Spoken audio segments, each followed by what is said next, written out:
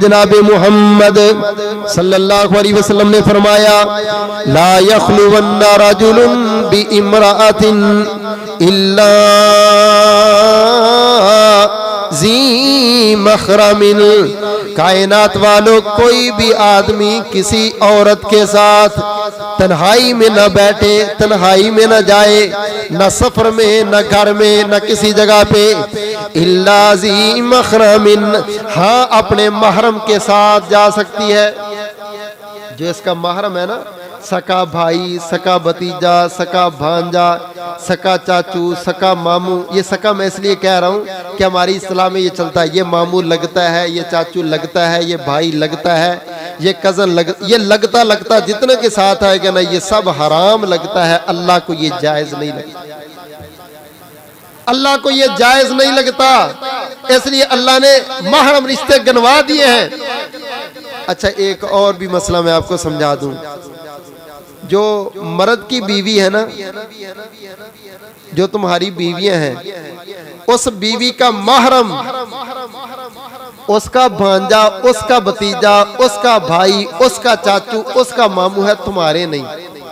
तुम्हारा मामू उसके लिए महरम नहीं बनता अगर कोई और रिश्तेदारी नहीं है। तुम्हारा चाचू उसके लिए महरम नहीं बनेगा सिर्फ तेरी बीवी होने की वजह से। लो जी, मेरी बीवी, मेरा चाचू भी, इसका चाचू भी, मेरा चाचू।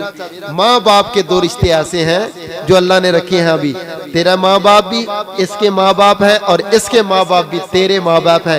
ये उन पर हराम है, ये इन पर हराम है, सिर्फ इस्लाम में ये रखा है। बाकी सब ये चाचे, ये मामे, ये कजन, ये भाई। अच्छा, देवर के बारे में तुम्हारा क्या ख्याल है? आगे हदीस आ रही है, रसूलुल्लाह सल्लल्लाहु अलैहि वसल्लम ने जब ये हदीस बयान फरमाई ना कि कोई मर्द किसी औरत के साथ तन्हाई में ना जाए, अलहदगी में, हराम है उसके लिए, तो एक सहाबी खड़ा हो गया। उसने कहा, अल्लाह के प्यारे पैगंबर, मेरी बीवी हज करने के लिए जा रही है और मेरा नाम फलां गज़वे में लिखा है कि उस गज़वे में मैंने लड़ाई के लिए जाना है। आप गौर करें जरा, सही बुखारी किताबुन निकाह के अंदर ये रिवायत मौजूद है। अल्लाह के प्यारे पैगंबर इसको कहते हैं, इसका नाम गज़वे से काट दो और चल उसके साथ हज करने के लिए चल। नबी तो जिहाद से नाम कटवा दे, औरत किसी फितने में मुब्तला ना हो जाए। अकेली जा रही है, पता नहीं किसके साथ जाएगी, वहां कैसे रहेगी, और इधर बैरून मुल्क चले जाते हैं अपने भाइयों के। ये आपकी भाभी है जी, आपकी बहन लगती है, इसके साथ सफर भी आपने करना है, इसको इधर उधर लेके भी जाना है, इसके खर्चों का भी ख्याल करना, और फिर बाद में क्या कुछ होता है। पूछा गया, अल्लाह के रसूल, देवर के बारे में क्या ख्याल है? फरमाया, अलहम वल मौत, और देवर तो मौत है। क्या मुराद है? कोई आमी आदमी घर में जाता है तो वो शर्माता है, दरवाजा बजा के जाएगा, इजाजत लेके जाएगा, पूछ के जाएगा। और देवर ने कभी इजाजत ली? वो तो सारा दिन मौत की तरह फिरता आगे पीछे इसके। अगर इससे पर्दा नहीं करेगी तो जितना ज्यादा गुनाह में मुलव्वस होने का इससे खतरा है, किसी और बंदे से नहीं है। इसलिए इस्लाम ने इसको मौत करार दिया है कि ये बड़ी खतरनाक चीज है, इससे बचना बहुत जरूरी है।